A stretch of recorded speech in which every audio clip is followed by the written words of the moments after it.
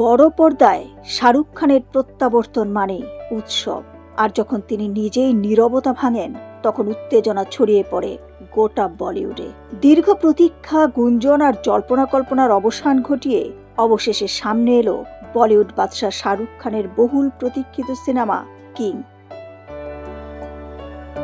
শনিবার প্রকাশিত হলো ছবিটির নতুন টিজার, আর সেই টিজারেই যেন ঝড় তুললেন শাহরুখ খান। তুষারাবৃত পাহাড়, নিস্তব্ধ চারপাশ আর সেই সাদা বরফের মাঝে রক্তাক্ত লুকে এক বিধ্বংসী অবতারে ধরা দিলেন কিং খান। চোখে আগুন, মুখে কঠোরতা আর বজ্রকণ্ঠে শোনা যায়, গর্জনের সময় এসে গেছে।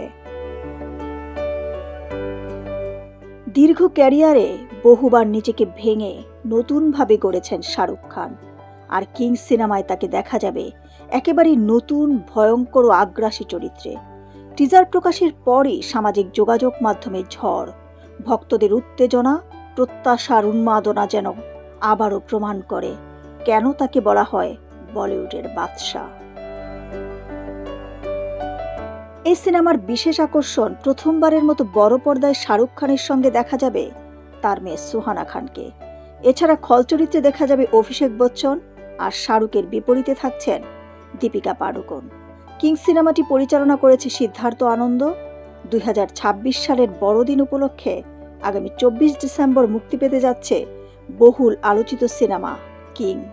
সব মিলিয়ে বলা যায় শাহরুখ খান আসছেন রাজা হয়ে নয়, আসছেন কিং হয়ে। ডেস্ক রিপোর্ট, সোনালী নিউজ।